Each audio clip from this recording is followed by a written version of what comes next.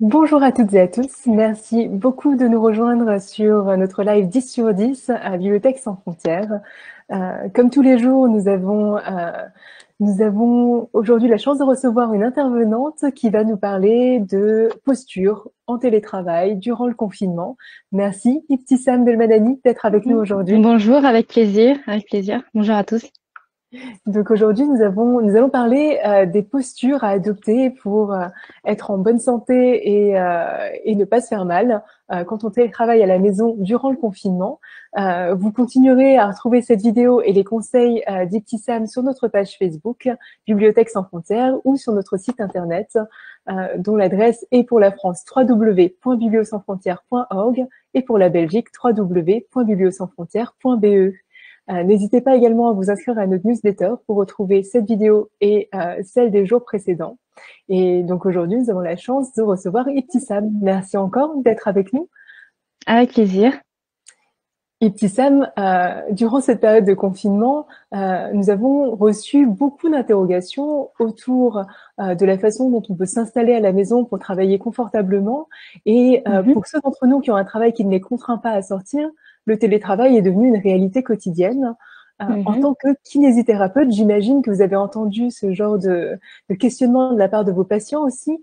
Comment cela peut-il affecter notre santé ?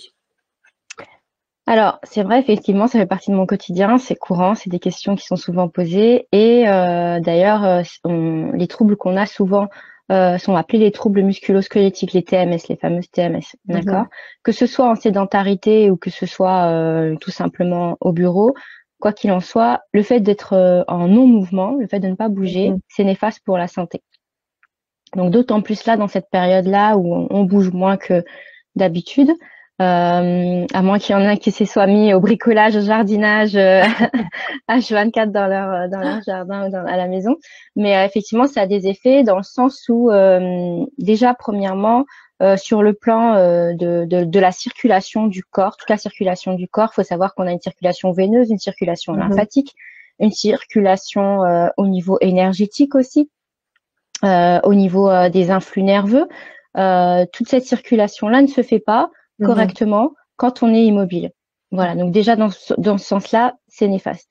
Deuxièmement, on a un système de pompe à partir de la voûte plantaire, c'est-à-dire sous le pied, qui se met en route à chaque fois qu'on fait un pas. Donc, ou qu'on fait un mouvement pied plié, tendu. Voilà. Donc, ce système-là ne fonctionne que quand on fait ce mouvement-là, flexion-extension du pied et de la cheville. D'accord. Donc, ce système de pompe permet au cœur, au sang de venir se propulser jusqu'au cœur et après d'aller irriguer tous les autres organes. D'accord. Donc, si effectivement il n'y a pas de mouvement, il n'y a pas de mouvement, il n'y a pas de système de pompage. Par ailleurs, le fait de bouger, quand on dit la pompe cardio-respiratoire, on entend respiratoire également. Quand on bouge, tout le système respiratoire également bouge aussi. Les poumons, il faut imaginer que c'est comme des ballonnets ou comme un accordéon, ça va gonfler à l'inspiration et dégonfler à l'expiration. Et en fait, ce va-et-vient des poumons, quand on respire, il est accentué quand on est en mouvement et il est au ralenti si on est allongé et qu'on fait aucun effort. Donc voilà. Et puis ensuite, au niveau cérébral, le fait d'avoir une activité sociale, d'avoir ses collègues, de sortir dans la rue, etc., ça fait que on cogite un peu plus et le cerveau aussi, c'est un muscle. Donc du coup, il faut surtout pas hésiter, contrairement à ce qu'on croit, à solliciter tous ces neurones en phase de confinement comme actuellement. Merci pour ces beaux conseils. Continuez à se stimuler aussi bien physiquement que mentalement. Et puis Alors, psychologiquement aussi, pardon, j'ai pas précisé oui, aussi bien sûr. psychologiquement, parce que le cerveau, comme je disais, c'est un muscle qui fonctionne pour réfléchir, pour avoir une activité sociale, pour réceptionner toutes les émotions qui viennent de notre cœur, et puis également pour apprendre. Donc si on n'apprend pas, effectivement, la machine ne se met pas en mouvement. Effectivement, les neurosciences ont montré que toutes ces différentes aires du cerveau étaient connectées, aussi bien émotionnelles que exécutives, etc. Donc, c'est important Exact, que tout exact. ça fonctionne pour le bien-être général, mental et Ouais, psychologique de ouais. la personne. Et dites-moi, Ibtissam, une question très pragmatique. Quelle est la posture générale que vous nous conseilleriez d'adopter quand on travaille à son bureau? Comment est-ce que vous nous préconisez d'aménager son espace de travail pour avoir une posture optimale? Alors, la première chose, c'est qu'il faut que chacun d'entre nous soit confortable. On a différentes manières de se tenir. Il y en a qui vont bien aimer être cambrés, d'autres qui vont bien aimer être voûtés. Alors après, il y a quand même des conseils, on va dire standards, pour que on soit dans une attitude qui fasse que nos vertèbres soient en bonne position physiologique. Physiologique, c'est-à-dire naturelle.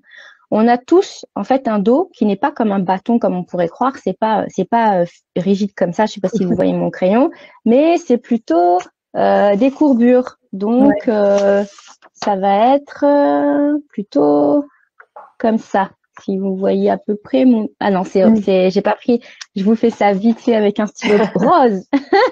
Super. Voilà. Donc là, c'est bon. Vous voyez ou pas? Voilà. Donc là, il faut imaginer qu'à ce niveau-là, c'est la cervicale. Là où c'est un peu plus arrondi, c'est les dorsales. Et tout en bas, c'est le creux du dos, c'est les lombaires. D'accord? Quand on s'assoit, si on s'assoit trop bas, imaginons quelqu'un qui est affalé, je suis en train de le faire comme ça, et qui regarde vers le bas, c'est vraiment très très symbolique ce que je fais ici. Hop, d'accord. Bah ici, vous voyez bien que les courbures lombaires, au lieu d'être creuses, elles sont vraiment vraiment très. Je n'arrive pas à voir ce que j'ai fait. Voilà, très très affalées, donc très enroulées. D'accord.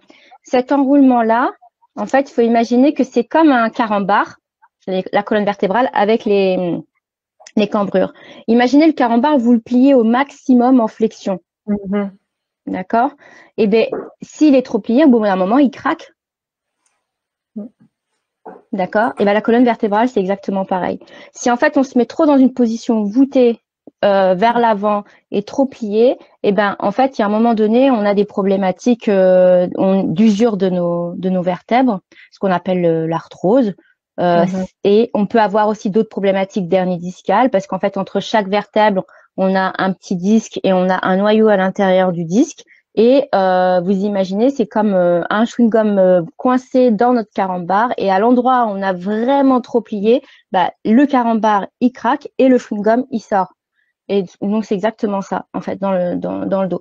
Et ça, c'est très, très néfaste parce que ça peut abîmer au niveau des nerfs qui vont irriguer les jambes et ce qu'on appelle la fameuse sciatique, l'incapacité à marcher, etc., etc. Donc ça, c'est une des problématiques.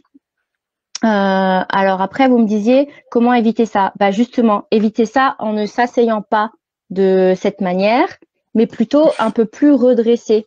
Donc comme vous seriez quand vous êtes assis avec un fauteuil de bureau où vous avez plutôt rehaussé le fauteuil pas trop bas. D'accord, mais bien réussi, c'est-à-dire qu'il faut que vous ayez à peu près les jambes. Là, je suis en train de le faire vite fait, au lieu d'être assis très bas. Voilà. Voilà, j'ai dessiné. Voilà, ici plutôt comme ça, ou le siège un petit peu plus rehaussé que ça, pour qu'on soit un petit peu cambré au niveau du bas du dos et que naturellement dessus, on puisse garder quand même une certaine harmonie, je sais pas si vous voyez mon schéma, une certaine harmonie de cambrure. D'accord? Au niveau du dos. Ces fameuses cambrures naturelles. D'accord? Et ensuite, ça va partir aussi, ça part du bas du dos, ce qu'on appelle le sacrum, la pointe des fesses. D'accord? Et ça part aussi de la posture au niveau de la tête, un peu comme les danseuses qui sont capables de mettre un livre au-dessus de la tête et d'arriver à avoir un bon port de tête droit plutôt que trop voûté en avant. Ça va jouer, ça va se jouer aussi sur la manière dont votre écran va être positionné devant vous. Là, j'ai mon écran devant moi, il est à bonne hauteur. Vous voyez que j'ai pas besoin de regarder vers le bas et d'être penché et le cou trop plié vers l'avant pour vous regarder. D'accord? Après, ça va être aussi l'importance de bien porter ses lunettes. C'est pas parce que on n'est pas dans la rue, quoi. Il faut vraiment porter vos lunettes si vous en avez besoin. Être sûr que vous entendez bien si vous êtes en communication et préférer les oreillettes, les kits mains libres plutôt que le téléphone et être comme ça avec son téléphone parce que ça abîme au niveau des cervicales. Faire attention à juste avoir les épaules relâchées, parce qu'on a tendance des fois devant son ordinateur à être là parce qu'on est stressé, on veut faire son travail vite fait. Bien relâcher ses épaules parce que sinon vous accumulez plein de tensions au niveau des Ouais. cervicales, au niveau de l'arrière du dos, au niveau des épaules. Et en plus de tout ça, vous créez une usure au niveau de vos épaules, ce qu'on appelle la fameuse coiffe des rotateurs, que certains d'entre vous doivent connaître. C'est soit par effort trop intense, porter quelque chose de lourd, trop crispé ici, mais ça peut se faire aussi, attention, de manière statique, juste en ayant cette posture-là enroulée et puis les épaules en avant. Donc voilà pour le haut du dos. Ensuite, donc au niveau du bas du dos, j'ai bien dit s'asseoir au niveau de la pointe des fesses et puis avoir la chaise rehaussée. Et puis faire attention à avoir quand même une hauteur de chaise, on puisse avoir les pieds posés au sol. Parce que si on est vraiment trop gêné et qu'on n'arrive pas à poser les pieds par terre, finalement, on n'a pas de bon maintien et on aura tendance à se voûter systématiquement vers l'avant. Donc après, dernier petit détail aussi important, c'est au niveau de la hauteur de table. Faire attention à avoir une hauteur de table où on puisse quand même s'accouder au niveau des avant-bras. Pouvoir aussi, là, vous voyez, j'ai mon ordinateur, je suis en train de taper dessus, taper à l'ordinateur sans être comme ça. En fait, j'exagère les gestes, mais c'est vraiment pour insister. Je sais pas si vous me voyez. Oui, on c'est voit bon. bien. C'est parfait. Ah, ouais, parfait. Voilà. Donc avoir les avant-bras posés, les mains à l'aise. Pareil au niveau du tripad de votre ordinateur ou bien de la souris, être bien positionné au niveau du poignet et relâché. D'accord, pas être dans la crispation. En gros, c'est être à l'aise, confortable et surtout détendu dans vos différents gestes. Après, et vrai, ça c'est dans la situation idéale. Il faudrait qu'au niveau de la source de lumière, vous n'ayez pas la source de lumière qui soit face à vous, mais plutôt perpendiculaire à vous pour que vous n'ayez ni la lumière sur vos yeux, ni la lumière sur votre écran. Sinon, ça génère une crispation au niveau de la vue et donc au niveau aussi de la posture du cou. D'accord? Pensez quand même avoir une source de lumière là où vous travaillez. Ouais. Et puis, à ce que l'endroit où vous travaillez soit agréable, que ça sente bon, que ça soit à bonne température, que vous ayez une petite plante, enfin, une atmosphère qui vous mette dans une situation cérébrale, psychologique, physiologique, où vous êtes bien.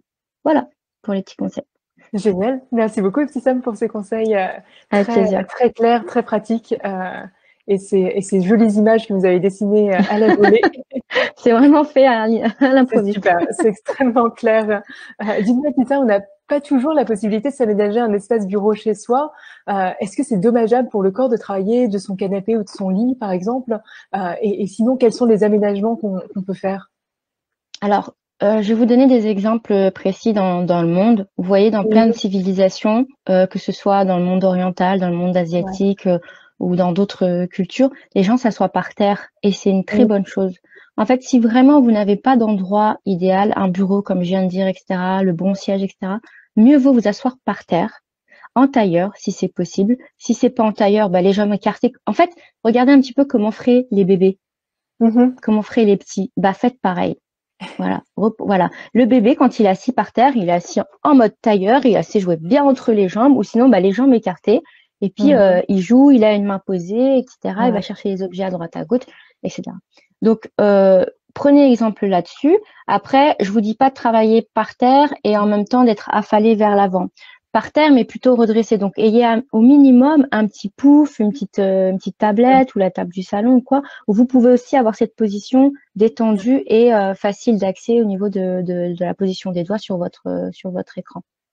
Voici. Après, pour pas aussi trop s'endormir et puis perdre le niveau énergie au moment où vous travaillez, vous pouvez changer les positions. Même si vous êtes à l'aise sur votre bureau et que vous avez un bureau, vous pouvez aussi choisir de vous mettre par terre et puis de travailler au sol de temps en temps. Ensuite, de revenir après, vous mettre debout, travailler debout. Je sais pas, moi, par exemple, avoir un tableau. Si vous n'avez pas de tableau, utilisez des feuilles que vous allez coller au mur, à votre fenêtre, si vous voulez pas abîmer votre mur. Mais varier les situations, varier les positions, justement, pour qu'il y ait de dynamisme, même dans les temps de travail, en fait.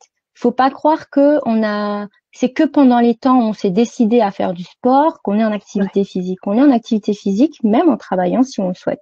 Voilà.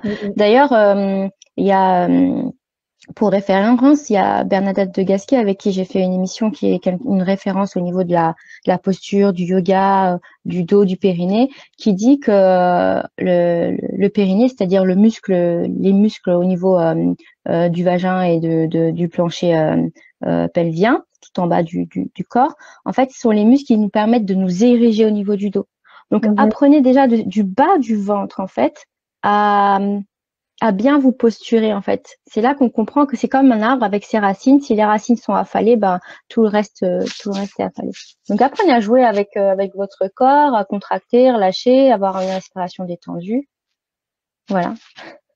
Super, merci beaucoup pour ces conseils. Effectivement, il s'agit de solliciter ses muscles, y compris dans des moments où on n'a pas forcément l'impression d'être en effort physique, mais il s'agit davantage de travailler sa posture, justement ces muscles qui nous aident à maintenir une posture. Oui, et puis et puis je voulais juste te dire aussi d'avoir un petit côté joueur en fait, de pas forcément être. C'est pas parce qu'on travaille qu'il faut forcément être hyper sérieux. Il faut être productif et il faut être efficace. Et d'ailleurs, par rapport à ça, il y a une technique qui est très très utile que je vous conseille. C'est la technique du Pomodoro. Je sais pas si vous connaissez. Un prof nous en a parlé dans une émission précédente, mais je veux bien que vous nous le rappeliez, s'il vous plaît. Alors, voilà, je vous la conseille à tous, que ce soit pour les enfants et pour les adultes.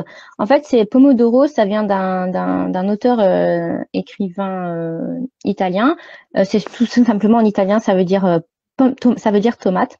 Et en fait, c'était je crois que c'était en voulant cultiver leurs tomates, ils cherchaient une manière vraiment efficace d'être productif. Et pour résumer, après je me souviens pas de toute l'histoire, mais en gros, vous travaillez sur des temps horaires de 2 heures où vous êtes très concentré. Et pendant ces temps de 2 heures, vous allez faire 4 cycles de 25 minutes où vous allez être hyper concentré. Là, c'est plus concentré, c'est hyper concentré. Et à chaque étape de 25 minutes réalisée avec un effort et une concentration intense, vous mettez 5 minutes de repos total. Vous allez méditer, vous allez écouter une musique agréable, vous aérez votre fenêtre, 5 minutes. Mais vous n'êtes pas au téléphone en train de répondre à quelqu'un, stressé, résoudre un problème. Non, c'est votre cycle de 2 heures avec vos 4 fois 25 minutes et 4 fois 5 minutes de pause sont là pour vous, pour votre travail. Et vous allez voir que vous allez être aussi productif que si vous aviez travaillé 5 heures à vous forcer à travailler plutôt que de vous accorder ces temps de pause à chaque fois. Génial, merci beaucoup Eptisam. Pour celles et ceux qui nous rejoignent, n'hésitez pas à poser vos questions à Eptisam, qui est kinésithérapeute et qui aujourd'hui nous parle des bonnes postures à adopter pour télétravailler. N'hésitez pas à les poser dans le chat, nous les prendrons bien sûr à la fin de ce live. Oui, avec plaisir. Eptisam, dites-moi, est-ce qu'il y a des exercices qu'on peut faire justement pendant ces moments de pause pour rester en forme? Alors, donc la première chose, je parlais d'aérer. C'est important de travailler dans un air qui est frais parce que ça restimule, ça revigore le cerveau. Et puis en plus, ça vous aura obligé à vous lever, du coup, à changer de position. Deuxièmement, pourquoi je parlais d'aérer? Parce que le fait de respirer, comme je disais tout à l'heure, c'est très important. D'ailleurs, il y a un exercice qui est très simple à faire et qui permet de faire du bien dans tous les sens du terme physiologiquement. C'est ce qu'on appelle la cohérence cardiaque. Vous faites ça pendant des cycles de 5 petites minutes avant de commencer une période de travail. Vous respirez profondément. Vous expirez profondément sur des temps de 5 secondes, 5 secondes. Si vous savez pas comment faire, vous avez plein de tutoriels, sur Internet, sur YouTube, vous mettez tutoriel respiration profonde, détendue, cohérence cardiaque, vous allez trouver plein de choses. Il y a une application d'ailleurs qui est très bien pour ça, qui s'appelle Petit Bambou, que je vous conseille. Je fais pas de pub, mais c'est une appli que moi j'utilise et que je conseille beaucoup à mes patients. Et il y a une partie gratuite dedans où déjà il y a des choses qui sont très très bien à utiliser pour connaître les bases de la respiration profonde. Donc, prenez le temps juste de respirer profondément. Ça, c'est une bonne chose dans vos temps de pause. Prenez le temps de vous étirer. Vous étirez en respirant. Alors là, c'est le jackpot parce que du coup, vous faites fonctionner votre pompe cardio-respiratoire et en même temps, vous détendez tous vos muscles. Respirer, moi, je vous montre un truc très simple. C'est juste, par exemple, je prends l'air, je tire. En même temps, je vais en arrière, je tourne d'un côté, je reste en apnée pendant ce temps-là. De l'autre côté, j'incline et de l'autre côté et je redescends. Juste ça fait du bien. Sinon, vous pouvez le faire comme ça, de profil, en dos rond. Et vous étirez. Voilà, c'est un truc tout simple. Et tout de suite, vous allez voir que hop, l'énergie, elle revient et vous sentez déjà mieux. Si vous avez après des tensions au niveau des cervicales, bah, tout simplement incliner droite-gauche, roter la tête d'un côté de l'autre côté, faire des petits cercles dans un sens et dans l'autre. D'accord. Après, ça peut être aussi au niveau des épaules, de détendre ses épaules en arrière, de détendre ses épaules en avant. Si vous êtes trop crispé au niveau des doigts, bah, pensez à tourner au niveau de vos doigts, étirer doigt par doigt. En fait, juste de prendre conscience de là où je suis crispé, là où je suis étiré, et là où je me sens crispé et j'ai besoin de bouger, bah bouger. Si c'est le bas du dos parce que vous avez été trop assis, bah n'hésitez pas à vous lever, à vous cambrer en arrière, faire le hula hoop dans un sens, dans l'autre sens. Enfin, c'est écouter votre corps. En fait, je peux pas vous donner de recette magique. C'est écouter là où vous sentez une crispation et aller la détendre de manière spontanée. Finalement, on sait de quoi on a besoin. Et puis après, pareil, c'est au niveau des jambes. Si vous voulez vous lever, bah levez-vous, faites des montées sur pointe de pied, écartez un petit peu les jambes. N'hésitez pas à faire des mouvements comme un mouvement de bras en étant debout.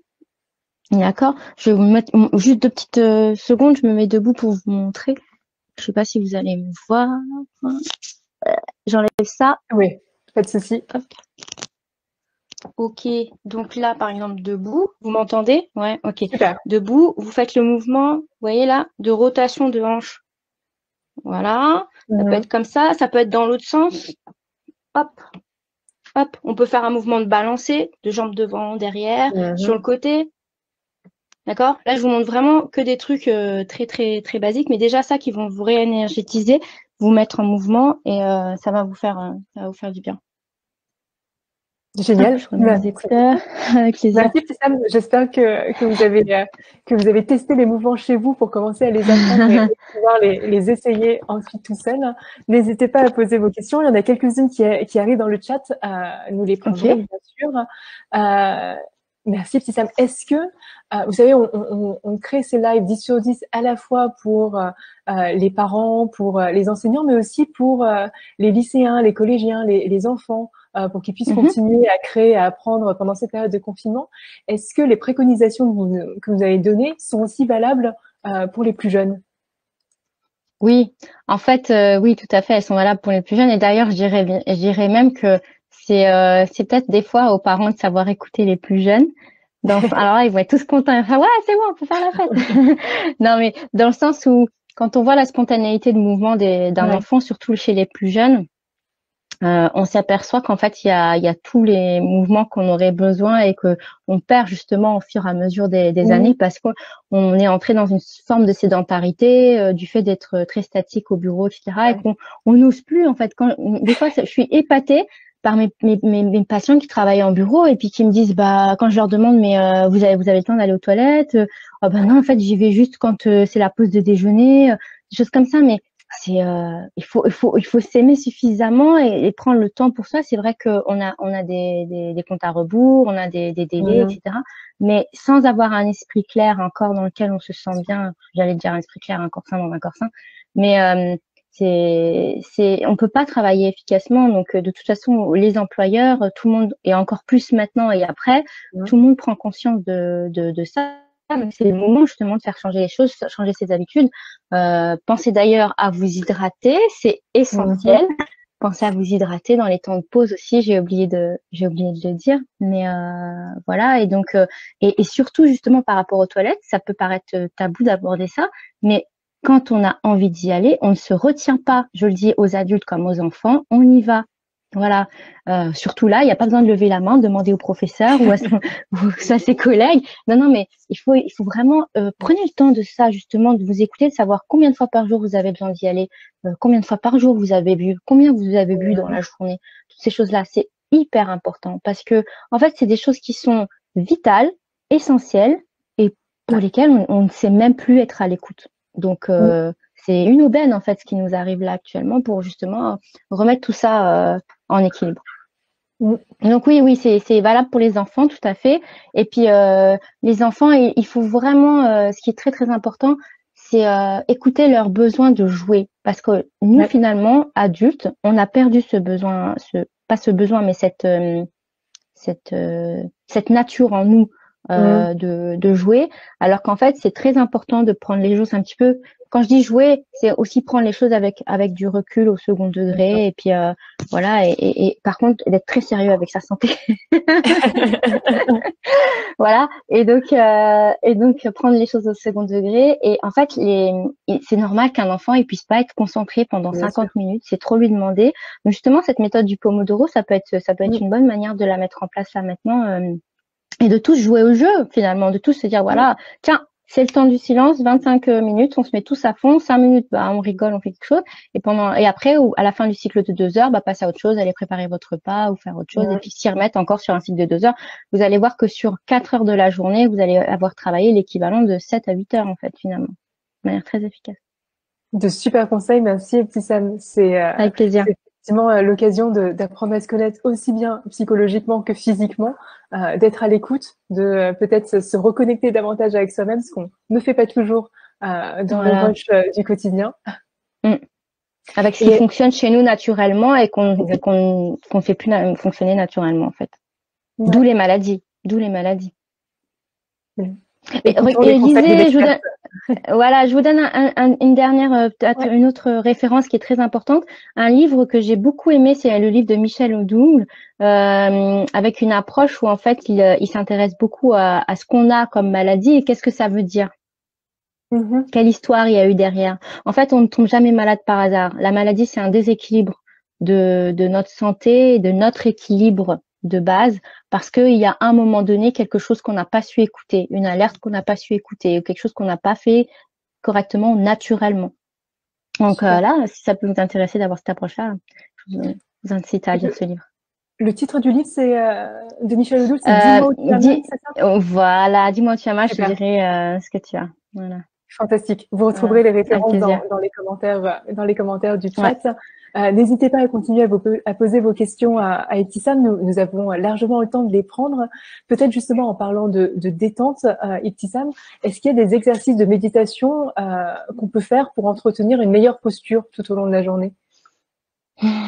Pour entretenir une meilleure posture, le yoga fait partie des techniques d'étirement, d'assouplissement et aussi de méditation corrélées à la respiration, donc la cohérence cardiaque. Vous me disiez pour améliorer la posture, s'étirer régulièrement en fait, plutôt que d'aller dans l'enraidissement, dans la crispation. Ouais. Voilà, le fait déjà de bien respirer. Vraiment, si on sait respirer, en fait, on fait respirer le corps. C'est pas juste les poumons, la trachée, le système respiratoire qui fonctionne. C'est tout le corps qui respire de nos pensées, du cerveau jusqu'au bras, jusqu'au bout des doigts, jusqu'au bout des orteils. Tout le corps respire. Donc, vraiment, la base de la base, s'il y avait quelque chose à retenir aujourd'hui, c'est respirer, en fait. Prenez le temps pour respirer. Ouais, ce serait déjà ça. S'étirer, c'est respirer aussi. Pourquoi? Parce qu'en fait, nos fibres musculaires, nos muscles sont constitués de fibres. Imaginez un câble électrique. Dans un câble électrique, il y a plusieurs petites fibres électriques. D'accord? Les cuivrées là. Et ces fibres électriques, en fait, à un moment, quand on torsade trop le câble électrique, toutes les fibres sont entrelacées et puis des fois même ça court-circuite et puis c'est mélangé, etc. Ça commence à ressembler à un sac de nœuds plutôt que d'avoir des fibres qui sont bien placées. Et c'est exactement ce qui se passe quand on est dans une contracture, dans de la crispation. En fait, c'est entrechevêtré comme ça, c'est emmêlé. Et le fait de respirer, le fait d'aller s'étirer va permettre de dénouer et remettre en place l'élasticité et l'assouplissement dans nos muscles. Et ça, c'est fondamental. Donc, étirez-vous un peu comme je vous ai montré tout à l'heure en respirant. Étirez-vous, vous pouvez mettre en position par terre, au sol, un peu comme si vous essayez de faire un grand écart facial. Vous pourrez pas tous le faire, mais mettez-vous dans la position. Sinon, vous pouvez vous mettre tout simplement debout, jambes bien écartées à la largeur que vous pouvez, et puis faire des mouvements de balancer droite, gauche au niveau en rasant les mains par terre, comme si vous vouliez essuyer le sol avec les mains. Si vous n'arrivez pas à toucher le sol, bah, faites-le au niveau des genoux, mais toujours dans une détente. Faites pas ça avec de la crispation, sinon vous risqueriez, en vous relevant ou au moment où vous êtes penché aussi, de vous faire mal au niveau du dos. Donc, petite préconisation, si vous vous mettez dans cette position-là debout, et ben, au moment où vous allez vous relever, pensez à plier un petit peu les genoux comme en faisant un squat et puis enroulez-vous comme un chat pour vous redresser. Donc voilà. Au niveau du dos aussi, ce qui est important, c'est pouvoir bien tourner, donc bien chercher les mouvements de rotation droite-gauche. Vous pouvez faire du hula hoop si vous avez un cerceau, et même sans cerceau, faire du hula hoop, tourner dans un sens, tourner dans l'autre sens. Tout ça, ça permet de remettre toutes les vertèbres correctement en place. Vous pouvez faire comme la position de la roulade, vous savez, où en fait vous êtes allongé sur le dos et puis hop, vous cherchez à basculer vos jambes vers le sol. Si vous y arrivez pas, bah vous mettez une petite chaise ou quoi, puis hop, vous allez chercher avec les pieds à toucher la chaise. Ou sinon, vous pouvez faire aussi la position du sphinx qu'on appelle ou du cobra en yoga. Vous êtes allongé à plat ventre par terre, vous posez vos mains devant et puis vous allez chercher à vous redresser, à vous cambrer en regardant vers le haut. Tout ça aussi pareil en détente, en relâchement et avec la respiration profonde. Super. Plein de conseils pratiques et sont autant de choses que vous pouvez tester, y compris avec vos enfants qui, je ne doute pas, vous imiteront si vous commencez à faire ces exercices. Les enfants, ils adorent faire la roulade. Essayez de faire la roulade déjà sur le sol. Vous allez voir comment ça détend chaque vertèbre une après l'autre. C'est génial.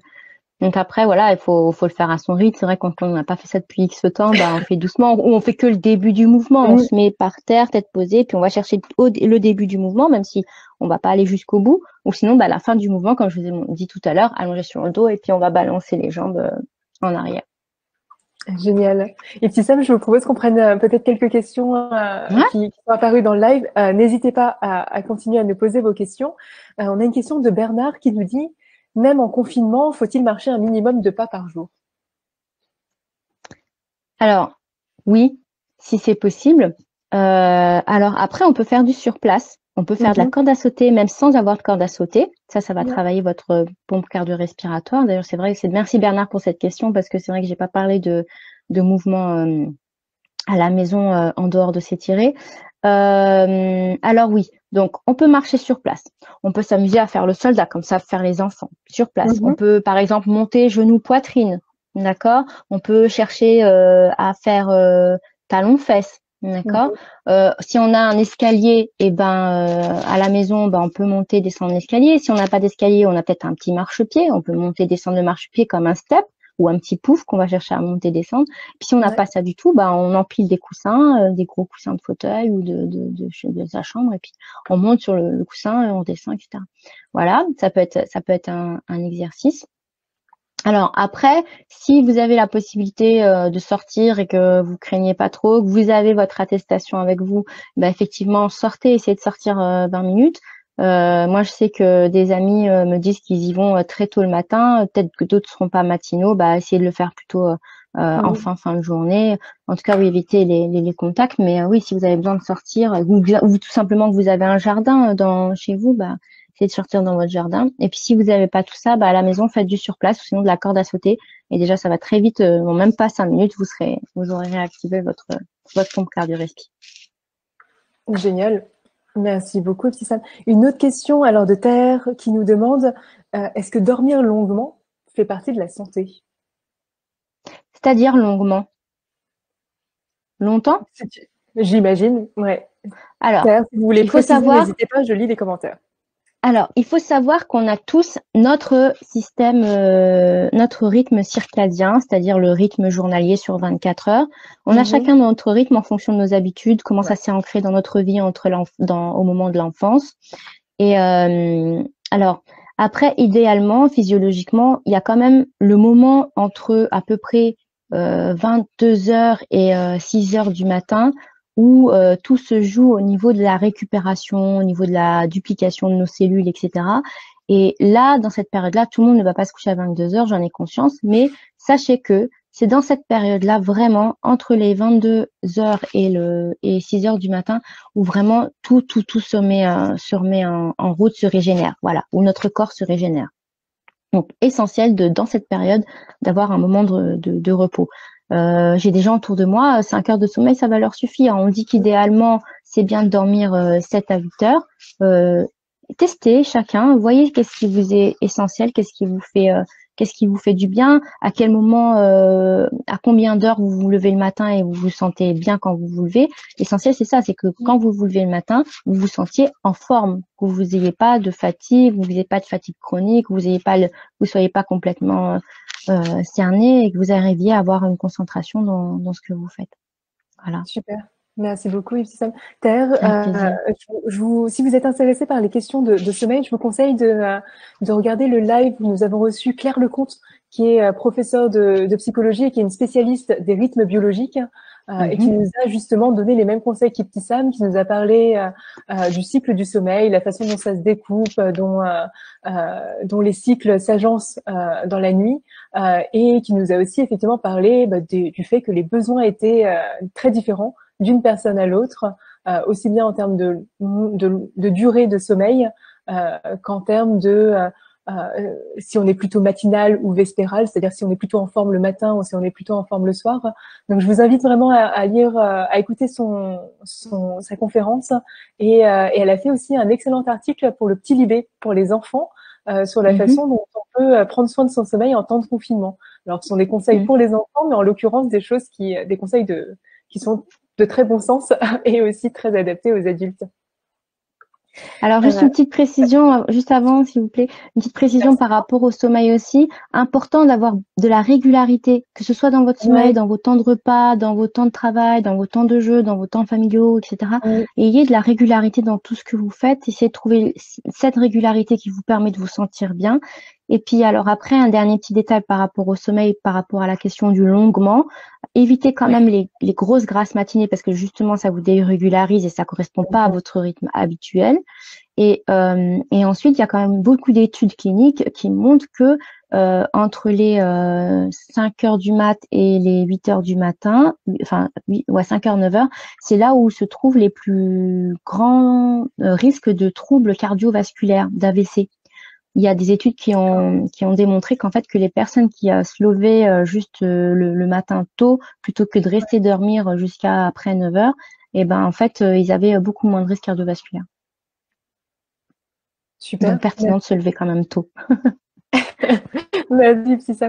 On a une autre question de Laetitia qui demande est-ce qu'il y a une boisson que vous conseillez pour bien s'hydrater?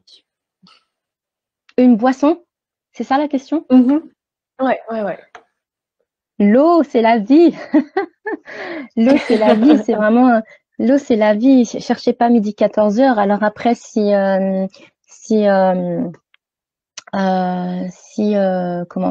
vous n'aimez pas boire de l'eau plate ou de l'eau neutre comme ça, vous pouvez l'aromatiser, mettre des arômes dedans, mettre une goutte d'huile essentielle de menthe ou enfin voilà. Après, voyez les goûts que vous aimez, mettre une tranche de citron, une tranche d'orange, une tranche de clémentine. Enfin, varier les goûts, les plaisirs. Vous pouvez mettre des graines de chia. Enfin, il y a X possibilités. Là, je vous envoie vers les sites de recettes de boissons, des smoothies, des choses comme ça. Mais varier. Mais à base d'eau. Ça, c'est clair. Je ne dirais pas soda, je ne dirais pas thé toute la journée non plus parce que c'est très diurétique. Et il y a des gens qui, parce que veulent être soi-disant healthy, sain, etc., vont boire du thé toute la journée, c'est pas non plus forcément une bonne chose. Peut-être plus des infusions, des choses comme ça, mais des choses un peu plus légères. Et puis, en fait, si par rapport à l'hydratation, si j'avais vraiment un conseil important à vous donner, buvez régulièrement par petite quantité, parce que imaginez qu'on est comme une éponge, et une éponge, si on l'imbibe trop d'eau d'un coup, la majeure partie de l'eau qu'on aura mis sera perdue. Donc, c'est de la déperdition d'eau. Alors que si on met petite goutte par petite goutte, en fait, l'éponge, elle va s'imbiber d'eau correctement et tout au long de la journée. On est exactement pareil. On est comme une éponge. Donc, buvez régulièrement par petite quantité plutôt que trop d'un coup et de manière irrégulière. Super. Merci beaucoup pour ces explications très claires et cette métaphore qui est aussi très, très claire. Laetitia a commenté en disant pour garder une bonne concentration. Donc, je me demande si elle ne parle pas aussi des boissons à base qui contiennent de la caféine ou de la théine quel conseil est-ce que vous auriez à ce sujet? C'est-à-dire que elle pense que la caféine, théine vont l'aider à être concentrée C'est une ou question pas? peut-être, ouais. Alors, moi, je serais pas pour ça. Pourquoi? Parce qu'en fait, c'est faire intervenir un élément chimique Mhm, extérieur qui finalement n'a pas lieu d'être parce que notre corps est capable de générer ce qu'il faut. Il faut mhm. savoir, si vous voulez justement avoir un coup de boost, comment son prénom à la personne? Laetitia. Laetitia, voilà. Il faut savoir, Laetitia et les autres aussi, que pour avoir un coup de boost, justement, la pomme contient de la pectine et une pomme le matin aura un coup de boost bien plus efficace qu'un grand bol de café fort ou qu'un expresso. Donc, en fait, on est très souvent accro à des molécules comme ça qui vont tout de Mhm. suite aller impacter dans notre cerveau et ça nous donne comme un coup de jus là, et puis on a l'impression qu'on est actif, alors qu'en fait, dans les fruits Ouais. et notamment dans la pomme, on a des impacts bien plus efficaces sur l'énergie justement. Et peut-être une séance de cohérence cardiaque. Vous allez voir, hein, pour vous concentrer, ce sera bien plus efficace que un bon bol de café. Merci beaucoup, Laetitia. Et la pectine, effectivement, qu'on trouve aussi pas mal dans la peau des pommes. Donc, Voilà, lavez-les bien voilà. pour Donc, enlever les lavez-les produits. bien, utilisez un petit peu de vinaigre, etc. Oui, oui, bien sûr. Prenez le temps de manger des pommes. Et puis d'ailleurs, par rapport à ça, il y aura en plus un effet autre au-delà de boire. Le fait de mâcher Mhm. stimule les muscles de l'articulation ici temporomandibulaire des mâchoires, va nettoyer aussi vos dents et faire que vous ayez aussi une gencive qui soit saine. Donc ça a bien plus d'impact que si vous buviez juste du café et vous vous retrouviez en plus avec les dents jaunes. Merci énormément, Ibtissam, pour tous ces Avec conseils. plaisir. Pour tous ceux qui nous ont écoutés aujourd'hui, vous retrouverez cette vidéo sur la page Facebook de Bibliothèques sans frontières et sur notre site internet. Tous les liens seront postés dès la fin de ce live. Donc n'hésitez pas à revisionner ces excellents conseils d'Ibtissam qui est kinésithérapeute. Merci à toutes et à tous de nous avoir suivis. Merci énormément, Ibtissam, d'avoir été avec nous aujourd'hui. Avec plaisir. Je Et vous en prie. pour ceux qui cherchent des idées d'activités à faire sur les temps de pause, puisqu'on va être très efficace grâce à la technique Pomodoro et qu'on peut se libérer du temps comme ça, le site, l'éditeur de jeux de société Asmodée a mis en téléchargement libre un certain nombre de jeux de société. Donc n'hésitez pas à aller regarder ce site pour découvrir des grands classiques, redécouvrir des grands classiques ou découvrir de nouveaux jeux à partager en famille. Merci Alors, infiniment. Oui, avec et plaisir, je voulais juste un mot de la préciser fin si peut-être. après vous pouvez. Comment? Un mot de la fin peut-être, oui, pour les Oui, un mot enfants. de la fin, profitez de cette période pour que ce soit une période qui soit une période de réforme sur vous-même et d'écoute de vous-même, de vous faire du bien, de vous faire du bien à vos proches, de dire à vos proches si vous les aimez, que vous les aimez. Donc ça, c'est vraiment essentiel. Et puis, pour se poser les bonnes questions, se faire du bien. Ouais. Je voulais aussi préciser que si vous avez des questions, bien sûr, je suis disponible. C'est pas un site internet, mais une page Facebook qui s'appelle Santé en mouvement, sur laquelle, si vous souhaitez, vous pouvez poser des questions et les questions qui reviendront le plus, j'y répondrai. Je pourrai faire des lives, ce genre de choses, et que je propose aussi sur Facebook, sur cette page Santé en mouvement, la possibilité de faire des cours de gym en live Super. tous les soirs. Donc au plaisir de vous retrouver et de répondre à vos questions. Merveilleux. Prenez Merci soin de beaucoup. vous.